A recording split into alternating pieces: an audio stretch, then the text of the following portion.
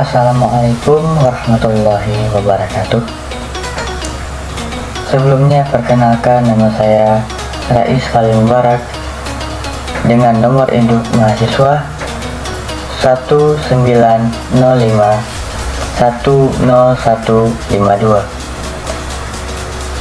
Saya merupakan mahasiswa Fakultas Hukum Universitas Maliku Saleh, Kota Luksemau.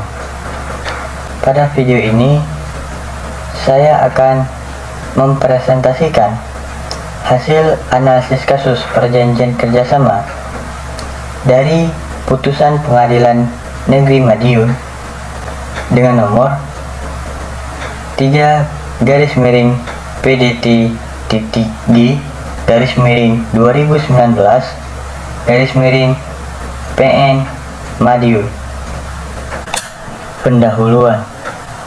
Perjanjian dalam Kitab Undang-Undang Hukum Perdata diatur dalam buku 3 tentang perikatan, bab kedua, bagian ke-1 sampai dengan bagian ke-4. Dalam pasal 1313 Kitab Undang-Undang Hukum Perdata memberikan rumusan tentang perjanjian. Dalam pasal ini menjelaskan bahwa perjanjian adalah suatu perbuatan dengan mana satu orang atau lebih mengikatkan dirinya terhadap satu orang yang lain atau lebih. Singkatnya, perjanjian adalah perbuatan hukum yang menimbulkan berubahnya, hapusnya hak atau menimbulkan suatu hubungan hukum, dan dengan cara demikian, perjanjian menimbulkan akibat hukum yang merupakan tujuan para pihak. Dalam hukum perjanjian harus memenuhi syarat-syarat yang ditentukan oleh peraturan yang berlaku dalam Kitab Undang-Undang Hukum Perdata. Agar perjanjian yang dibuat oleh para pihak menjadi sah, harus dipenuhinya syarat-syarat yang ditentukan dalam pasal 1320 Kitab Undang-Undang Hukum Perdata, yaitu: yang pertama, sepakat antara para pihak; yang kedua, kecakapan dalam membuat perjanjian; yang ketiga, suatu hal tertentu; dan yang terakhir, yang keempat, suatu sebab yang halal. Pasal 1365 Kitab Undang-Undang Hukum Perdata menentukan bahwa tiap perbuatan melawan hukum yang mengakibatkan kerugian pada orang lain mewajibkan orang yang melakukan perbuatan tersebut untuk mengganti kerugian. Perbuatan melawan hukum dalam pasal 1365 Kitab Undang-Undang Hukum Perdata pada awalnya memang mengandung pengertian yang sempit sebagai pengaruh dari ajaran legisme. Pengertian yang dianut adalah bahwa perbuatan melawan hukum merupakan perbuatan yang bertentangan dengan hak dan kewajiban hukum menurut undang-undang.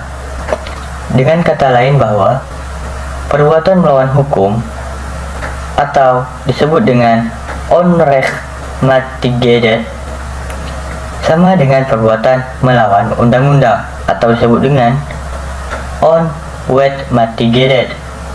Dari pemaparan sebelumnya, penulis akan menganalisis mengenai bagaimanakah kebijakan Hakim Pengadilan Negeri Madiun dalam mengadili dan memutuskan perkara nomor 3-G-2019-PN Madiun tentang sengketa kerjasama yang menimbulkan uang prestasi oleh salah satu pihak. Tujuan dari penulisan ini untuk mengetahui dan memaparkan putusan Hakim Pengadilan Negeri Madiun dalam mengambil keputusan atas perkara nomor 3-PDT-G-2019-PN Madiun tentang sengketa kerjasama yang kemudian dijelaskan dalam bentuk analisis. Penelitian ini menggunakan penelitian kualitatif dengan menggunakan metode pendekatan yuridis normatif. Pendekatan ini menggunakan peraturan perundang-undangan sebagai dasar pemecahan permasalahan yang akan dikemukakan. Metode ini merupakan prosedur penelitian yang menghasilkan data deskriptif yang berupa kata-kata tertulis atau tulisan dari orang-orang dan perilaku yang diamati dan berupaya untuk mencari maknanya. Posisi kasus dalam permasalahan ini ialah Pada 2 Juni 2017, Marimo SPD selaku penggugat bekerja sebagai seorang guru yang beralamat di Jalan Parikesit nomor 1 RT 08 RW 02 Kota Madiun, dan Oyo Pranabudi Setio selaku tergugat bekerja sebagai seorang wira swasta yang beralamat di Jalan Catlea nomor 6 Perum Royal Orchid RT 25 RW 08 Kecamatan Taman Kota Madiun. Kedua pihak telah membuat perjanjian kerjasama untuk usaha bengkel mobil dengan nama Auto Point yang berada di Jalan Ciliwung nomor 119 Kota Madiun. Di hadapan Notaris Agus Wahyu Lambang Prabowo SH dengan nomor 1, di mana Oyo Pranabudi Setio sebagai pihak pertama dan Marimo sebagai pihak kedua, dengan dihadiri Neneng Iswahyuni dan Eliana Ekawati yang bertindak sebagai saksi dalam perjanjian antara Oyo Pranabudi Setio dengan Marimo.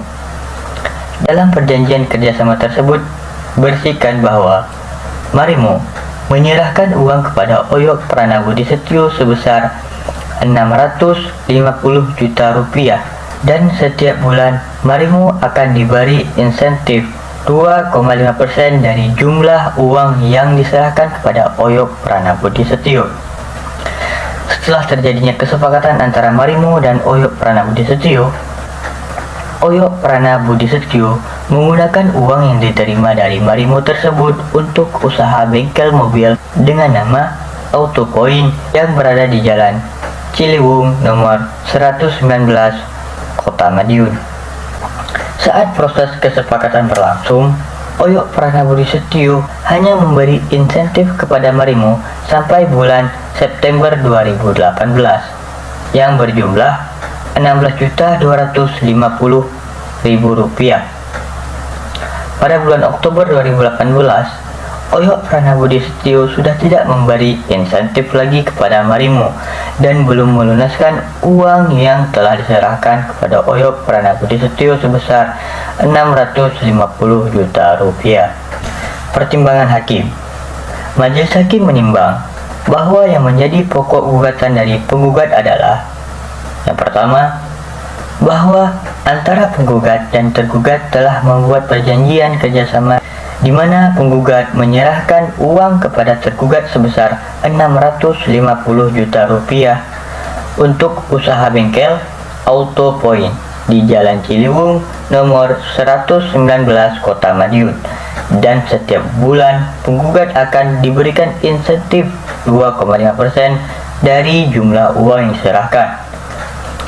Yang kedua, bahwa sejak bulan Oktober 2018 tergugat melakukan perbuatan uang prestasi dengan tidak memberikan insentif lagi kepada penggugat dan belum pernah mengembalikan uang yang diserahkan pada tergugat sejumlah Rp650 juta. Putusan Hakim Pengadilan Negeri Madiun mengadili: 1. Menyatakan tergugat telah dipanggil dengan patut tetapi tidak hadir. 2. Mengabulkan gugatan penggugat sebagian dengan vertek. 3. Menyatakan tergugat telah melakukan perbuatan wan prestasi. 4. Menghukum tergugat untuk membayar kerugian material yang totalnya sebesar Rp698.750 juta dengan perincian sebagai berikut: ganti rugi modal usaha sebesar Rp650 juta, ganti rugi insentif atau imbalan selama 3 bulan dengan hitungan 3 kali Rp16.250.000 dengan total Rp48.750.000. 5. Menghukum tergugat untuk membayar biaya perkara sejumlah Rp531.000. Analisis kasus. Dengan gugatan yang penggugat ajukan, maka penggugat wajib membuktikan gugatannya tersebut sebagaimana yang telah diatur dalam pasal 163 HIR, yaitu barang siapa yang mengatakan ia mempunyai hak atau ia menyebutkan suatu perbuatan untuk menguatkan haknya itu atau untuk membantah hak orang lain, harus membuktikan adanya hak atau kejadian itu. Penggugat juga menguatkan dalil gugatannya dengan adanya bukti surat P1 yang berupa akta perjanjian kerjasama nomor 1 antara Oyo Pranata Budi Setio sebagai tergugat dan Marimo sebagai penggugat, yang dibuat oleh Notaris Agus Wahyu Lambang Prabowo SH, dan penggugat juga mengajukan saksi Agus Wahyu Lambang Prabowo SH, notaris yang membuat akta perjanjian kerjasama antara penggugat dan tergugat, di mana tergugat sebagai pihak pertama dan penggugat sebagai pihak kedua, dengan dihadiri Neneng Iswahyuni dan Eliana Ekawati. Sudah jelas dengan apa yang telah terurai sebagaimana tersebut di atas, bahwa antara penggugat dengan tergugat telah mengikatkan dirinya dalam perjanjian kerjasama yang telah tertulis dalam akta notaris tanpa ada paksaan ataupun penipuan di dalamnya, dan kedua belah pihak telah cakap menurut hukum dalam membuat suatu perjanjian. Menurut pasal 1330 Kitab Undang-Undang Hukum Perdata, orang yang tidak cakap untuk membuat suatu perjanjian adalah orang yang belum dewasa, mereka yang ditaruh di bawah pengampuan, dan perempuan dalam hal ditetapkan oleh undang-undang. Dan pada umumnya semua orang kepada siapa undang-undang telah melarang membuat perjanjian tertentu. Dalam pasal 1332 Kitab Undang-Undang Hukum Perdata menjelaskan bahwa hanya barang-barang yang dapat diperdagangkan saja dapat menjadi pokok perjanjian. Sedangkan dalam pasal 1333 Kitab Undang-Undang Hukum Perdata menentukan suatu perjanjian haruslah mempunyai sebagai pokok suatu barang yang paling sedikit ditentukan jenisnya. Tidaklah menjadi halangan bahwa jumlah barang tidak tentu, asal saja jumlah itu kemudian dapat ditentukan atau dihitung. Mengenai suatu sebab yang halal diatur dalam pasal 1337 Kitab Undang-Undang Hukum Perdata, yang menjelaskan bahwa isi dari perjanjian tidak dilarang oleh undang-undang atau tidak bertentangan dengan kesusilaan dan ketertiban umum. Sedangkan dalam pasal 1335 Kitab Undang-Undang Hukum Perdata dijelaskan bahwa suatu perjanjian yang dibuat tanpa sebab atau dibuat karena suatu sebab yang palsu atau terlarang adalah tidak mempunyai kekuatan hukum. Dengan penjelasan yang telah dipaparkan, sudah sepatutnya bagi hakim untuk mengadili dan memutuskan bahwa tergugat bersalah dan harus memberikan ganti rugi kepada penggugat dengan membayar kerugian material yang totalnya sebesar Rp68.750.000. Kesimpulan yang dapat ditarik dari apa yang telah dijelaskan dan telah dipaparkan, salah satu tujuan perjanjian kerjasama yang banyak dilakukan bertujuan untuk mengembangkan usahanya, dan tentu saja tujuan utama adalah memperoleh keuntungan dari perjanjian tersebut. Di samping itu juga, dengan adanya kerjasama tersebut, maka diharapkan dapat mendukung kegiatan usaha tersebut dan untuk memudahkan dalam melakukan aktivitas.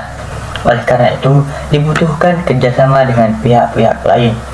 Dalam proses berjalannya perjanjian juga tidak terlepas dari wan prestasi. Sebagaimana dalam kasus yang telah tersebut di atas merupakan bentuk wan prestasi, yaitu melakukan perjanjian tapi tidak sesuai kesepakatan. Upaya-upaya yang dapat dilakukan apabila salah satu pihak melakukan wan prestasi yaitu dengan cara melakukan penagihan melalui surat yang berupa surat penagihan dan surat peringatan dengan tahap 1, 2, dan ketiga. Apabila dengan surat penagihan dan surat peringatan tersebut debitur tetap melakukan manifestasi, pihak yang dirugikan dapat melakukan penyitaan barang. Penyitaan ini dilakukan untuk menuntut pelunasan debitur. Apabila pelunasan tidak dilakukan, maka pihak debitur dapat melakukan penjualan barang jaminan sebagai ganti kerugian atas kontestasi yang dilakukan oleh debitur. Hanya demikian presentasi analisis kasus perjanjian kerjasama. Putusan Pengadilan Negeri Kota Madiun nomor 3 PTT.G 2019 PN Madiun. Saya Rais Khalil Mubarak. Mohon maaf sebesar-besarnya jika ada kekurangan dalam penyampaian atau ucapan yang kurang jelas. Saya meminta maaf jika hasil presentasi saya jauh dari kata sempurna. Terima kasih saya ucapkan. Wassalamualaikum warahmatullahi wabarakatuh.